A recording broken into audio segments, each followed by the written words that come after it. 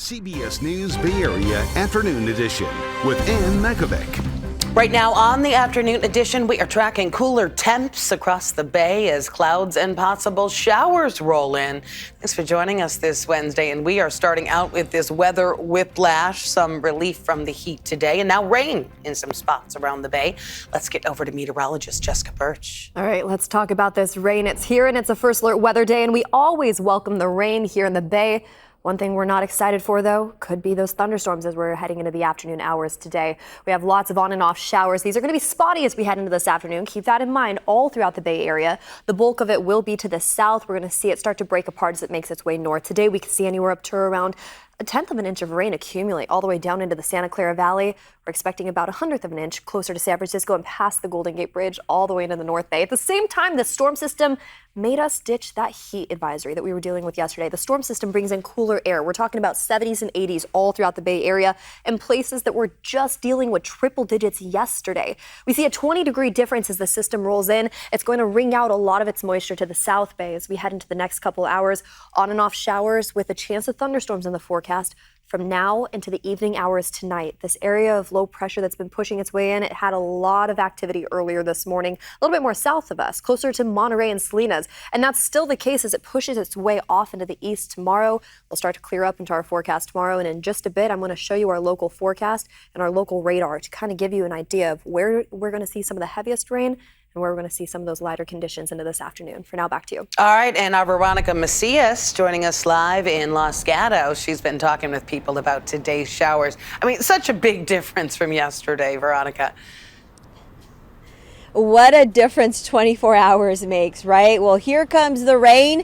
And then it moves out very, very quickly. That's what we're seeing out here in Los Gatos, where things are very quiet. Yesterday, this area may have been busy with people who were enjoying that summer-like weather, but today it's been gray skies all around the South Bay. Take a look at this video we took earlier, a drone video showing you those gray skies in our area, and people, well, also enjoying that. It seems like the rain making its way this morning from the Central Coast, and out here early, we could even see some peaks of sunshine in the distance. Right now, that's not the case at this lunch hour. We're seeing some light showers that have been passing through. Right now, it's stopped for a moment, but you definitely need the umbrella. Lots of businesses we saw were busy getting ready, moving tables and chairs from the outdoor dining areas, preparing to fit everyone indoors for that customer lunch rush that is. And we have very light sprinkles moving in through this area. But at one point, we saw a little bit of that steady rain. People were aware of the showers making their way up north and decided to get some movement in early. I caught up with some people on a trail nearby here in Los Gatos. Everyone telling me that they just wanted a little bit of relief from that heat yesterday. It's just been way too hot for me, so I'm just enjoying the calm before it gets even colder. Yeah. Feels nice. Don't have to worry about the sun coming out and getting too hot for her paws. Yeah, I mean, it's not just that it's cooler, but it's nice the sun's not out. They've already started emptying the reservoirs back that way to prepare for some rain this season, I think, so I'm excited about that.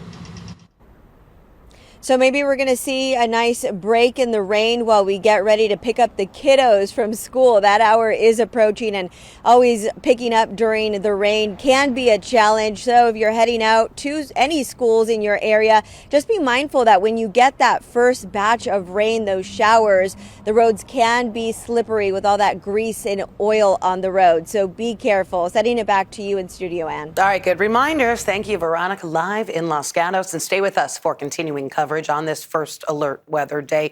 On air online at kpix.com and streaming on the free CBS News app. Now to a developing story we've been following today, a deadly shooting at an ICE facility in Dallas, Texas. A man shot 3 people before taking his own life. At least 2 of the victims died. Another is in critical condition right now. And all 3 victims were detainees at the facility, not ICE officers, according to sources there. CBS News correspondent Bradley Blackburn has the latest. A motorist on Interstate 35 in Texas captured the massive emergency response after a shooting at an ICE facility in Dallas. I can confirm at this time that the FBI is investigating this incident as an act of targeted violence. Police say the gunman opened fire from the roof of a nearby building. Early evidence that we've seen from rounds that were found near the suspected shooter contain messages that are anti-ICE in nature. The facility was the target of a bomb threat last month. That suspect was detained. The rhetoric has to stop. There are people out there who are seeing what is being placed online, and they're coming and they're doing acts of violence against ICE employees. ATF and FBI agents are assisting police in this investigation. And we heard today from Texas Senator Ted Cruz. He says people need to stop demonizing ICE and Border Patrol agents. This is the third shooting in Texas directed at ICE or CBP. This must stop. To every politician who is using rhetoric demonizing ICE and demonizing CBP, stop. He added that a debate about immigration policies can happen in the halls of Congress without demonizing each other. We are going to continue to monitor the latest on this shooting. Stick with us on air on our website, kpix.com, or on the free CBS News app. Closer to home, an affordable housing project in San Francisco's Chinatown just got a $34 million boost from the state. That project will be on Pacific Avenue with 175 low-income apartments for seniors, with a restaurant and a banquet hall on the ground floor. Chinatown officials say this is the first fully affordable housing project to be built in Chinatown in more than 20 years. This project is more than just a brick and mortar. It's allow our senior to live here with pride, as the mayor said. But it's also about supporting small businesses that are the anchor of our culture. And most importantly, it's also about the community can come, the families can come back to Chinatown and celebrate. They hope to break ground in early 2027. The project will be built on surplus city land. San Francisco has pledged $45 million to the project.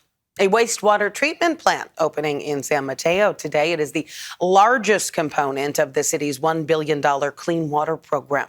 It is a nearly $600 million plant just off Mariners Point in East San Mateo and right by the San Mateo Bridge. City leaders say it is their largest infrastructure investment ever and one of the most sustainable treatment plants in the nation. The facility will eliminate sewer overflows, introduce new public health technologies, and prepare the region for sea level rise. Jimmy Kimmel made an emotional return to the air last night. That comes a week after Disney suspended him over his comments about the man accused of killing conservative activist Charlie Kirk. In his monologue, Kimmel did not apologize and called efforts to cancel his show over his beliefs un-American. CBS reporter Jarrett Hill has more. At times, emotional. It was never my intention to make light of the murder of a young man. Jimmy Kimmel made his return to late night with a passionate defense of free speech. I want to thank the people who don't support my show and what I believe, but support my right to share those beliefs anyway.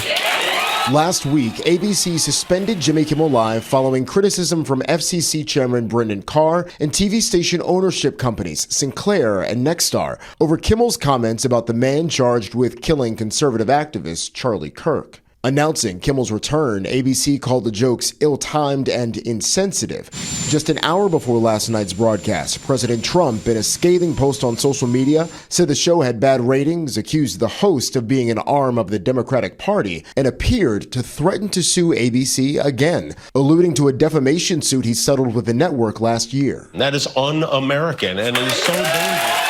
But millions couldn't see the show, with Nexstar and Sinclair preempting Jimmy Kimmel Live, blocking it from nearly a quarter of American households. Well, here on CBS, Governor Gavin Newsom appeared on The Late Show with Stephen Colbert. He took aim at the Trump administration, saying the president is trying to rig the midterm elections. Newsom also highlighted California's partnership with Washington and Oregon to counter what he's calling the, quote, politicization of the CDC and vaccine guidelines under Health Secretary Robert F. Kennedy Jr.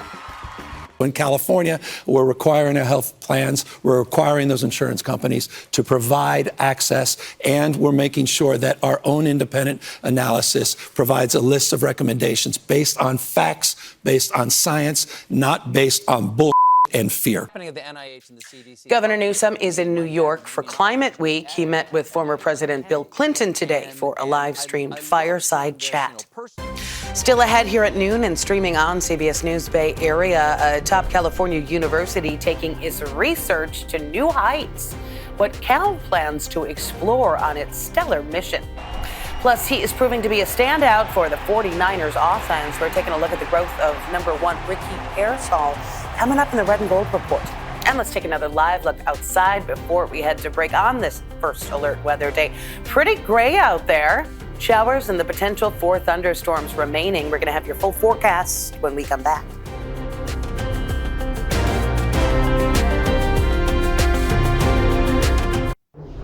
It is a first alert weather day after the heat, now showers and a chance of thunderstorms. Quite a difference.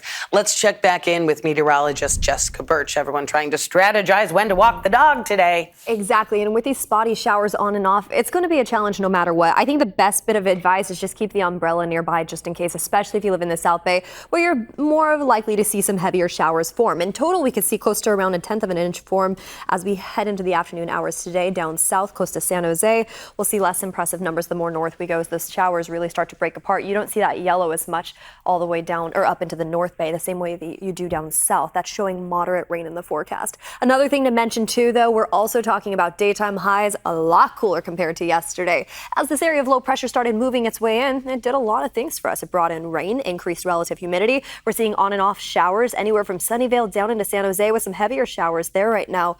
Let's track a little bit more north, closer to 101. I mean, from Redwood City up into San Mateo, we're seeing some light drizzle there. It's also the case as the storm system tracks its way north along the coast. Heavier showers closer to Half Moon Bay right now, up into San Francisco, past the Golden Gate Bridge. We're dry currently, but that's going to look a lot different just within the next 15 to 20 minutes. So as we head into this afternoon, this area of low pressure will continue to wring out more moisture on and off throughout the Bay Area. That's okay. What we're not wanting is lightning. And this was a very active storm in the early morning hours. I was looking at the radar just around 6, 7 a.m.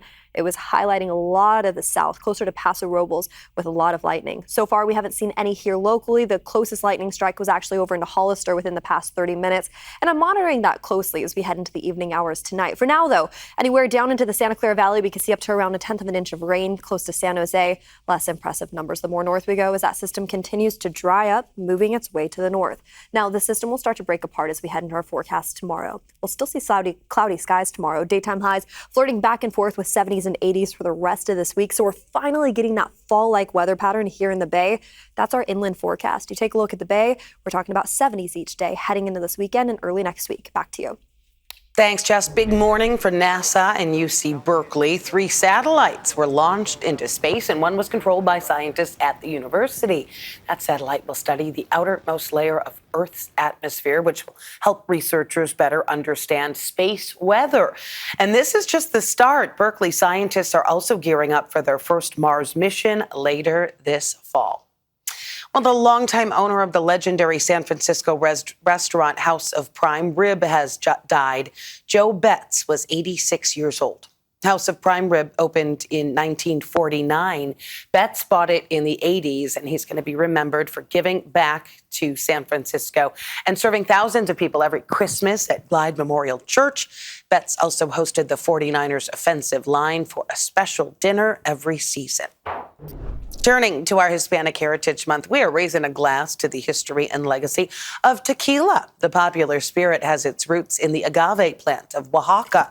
And in San Francisco, Julio Bermejo, the driving force behind Tommy's Mexican restaurant, is sharing the history and culture of tequila. He's been educating customers for decades, turning a family-owned restaurant into a global destination with his signature drink. Salud. That's your Tommy's Margarita. So there's a little bit of San Francisco everywhere you go when you see a Tommy's on someone's menu. Okay, I have to know what sets it apart. Ryan Yamamoto taking us to Tommy's. You can see his story here on KPIX coming up at 5 o'clock, just in time for happy hour. We're going to be bringing you stories like this all month long for Hispanic Heritage Month. And be sure to check out our half-hour special, Una Familia. That's on October 16th, 7:30, hosted by Gianna Franco and Len Ramirez. Well, the 49ers needed a last-second field goal on Sunday to remain undefeated, but the unspoken hero on offense was a second-year receiver. Vern Glenn has more in our Red and Gold Report. This is the Audi Red and Gold Report. The 49ers are looking to build off of their 3-0 start, but they'll have to do it without Nick Bosa, who's out for the rest of the season with an ACL tear. The Red and Gold are expecting to get Brock Purdy back this week, and he'll have one of the hottest receivers in the league to throw to on Sunday. Ricky Pearsall was the unspoken hero on offense in the win over the Cardinals. The second-year receiver was targeted 11 times, 3 more than the other Niners wideouts combined. Pearsall tied his career high with 8 catches for 117 yards, and through 3 weeks, has the 3rd most receiving yards in the league. I like to hear that number a lot. 13 targets, pretty good. But yeah, I think my confidence is, always going to be there for me. Ricky's a baller, bro, and we always knew that from day one. Obviously, he got off to a rough start, but I think he's going to cement himself as, one of the top receivers in the league here soon. I told him his conditioning, his stamina is top tier, and if he can play like that, he's going to have a great career. He's going to get paid a lot of money. With the Red and Gold Report, I'm Vern Glenn. California's legal cannabis market is getting a boost. Governor Newsom signing a bill rolling back a planned tax increase on the industry. A 25% rate hike was supposed to go into effect back in July, but this bill eliminates that change and keeps the previous 15% rate through July 2028. And Santa Cruz County just made history with the world's first ban on filtered cigarettes. The county plans to begin enforcement in 2027, along with the cities of Santa Cruz and Capitola. Leaders call the ban a major step against pollution, pointing out filters don't make smoking safer and end up as toxic litter, with more than 4 trillion cigarette butts discarded globally every year. We'll be right back. A police officer in Richmond came to the rescue of this cute kitten found in the rubble of a garage fire last week. Officer Graveldi took this little guy from firefighters after discovering that he had been abandoned, later delivering it after her shift ended to the Milo Foundation. She named him Smokey, and he's going to be available for adoption very soon. Lots of animals in need of homes, so do consider it. That is it for the afternoon edition. Remember, we're streaming 24/7 on the free CBS News app.